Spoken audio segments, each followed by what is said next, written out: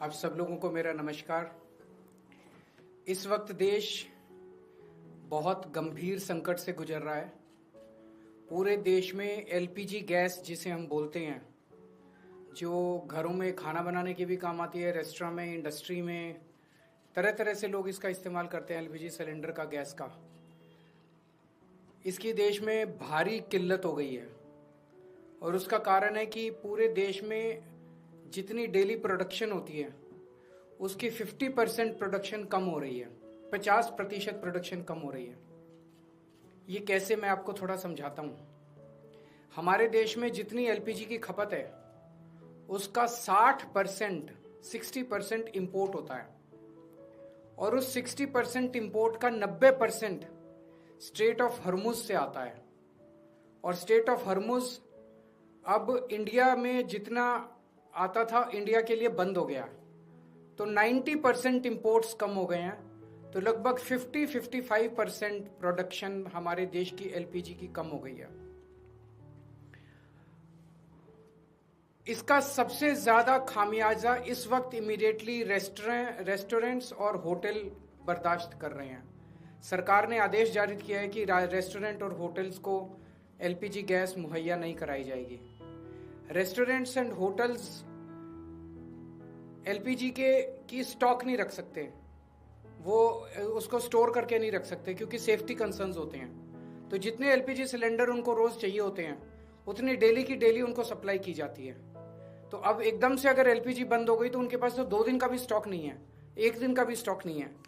इसकी वजह से अब मुंबई में 20% होटल और रेस्टोरेंट बंद हो चुके हैं और लगभग अगले 2 दिन के अंदर 50% रेस्टोरेंट और होटल बंद होने जा रहे हैं।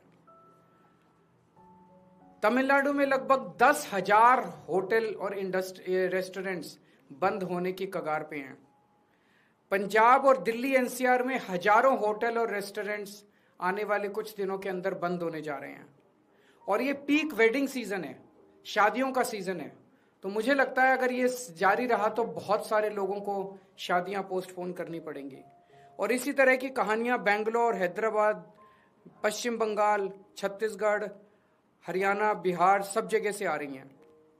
मोरबी जो गुजरात में है, जिसको कि टाइल इंडस्ट्री का एक तरह से कैपिटल माना गया है, वहां पे 650 इंडस्ट्रीज हैं।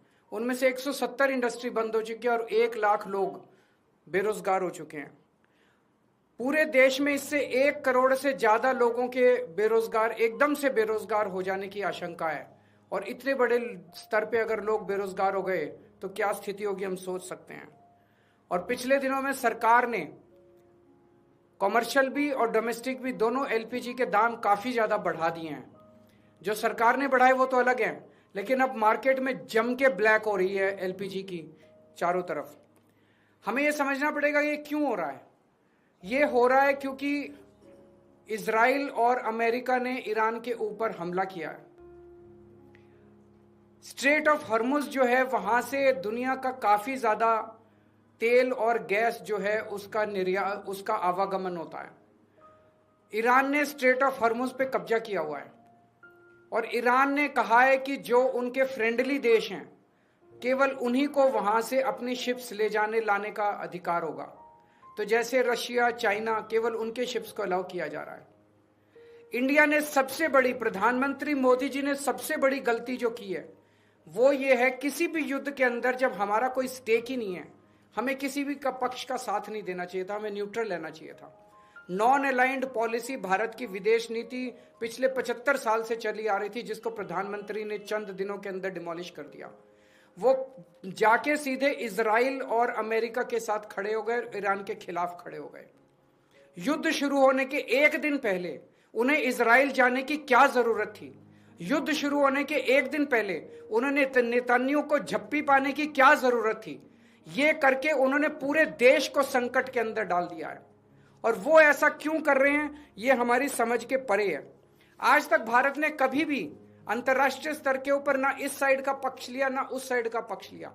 इवन कोल्ड वॉर के जमाने में भी जब जो 2 पोल्स होते थे दुनिया के, उस वक्त भी भारत जो है नॉन अलाइंड मूवमेंट का पक्षधर था। तब भी हमने किसी का पक्ष नहीं लिया।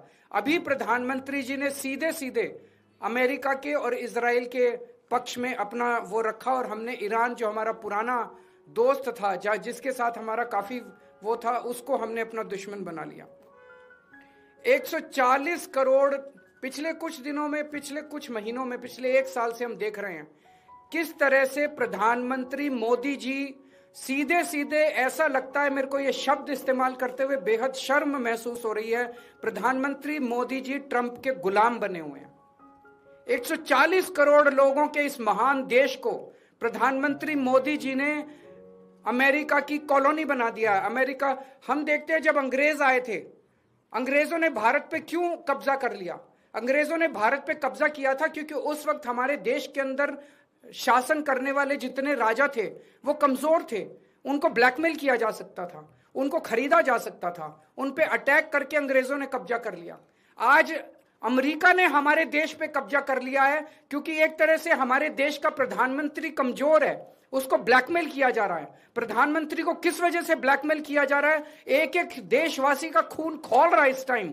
जिस तरह से डेली ट्रंप और वहां के छोटे छोटे सेक्रेटरी, छोटे छोटे अदने से कर्मचारी, अफसर अमेरिका के हमारे प्रधानमंत्री का, हमारे देश का मजाक उड़ाते हैं रोज टीवी के ऊपर बैठ के। खून खौल उठता है एक भारतवासी का, खून खौल उठता है एक देशवासी का, जिस तरह से हम इतनी जिल्लत और इतनी इंसल्ट महसूस कर रहे हैं। ऐसा हमने क्या किया है?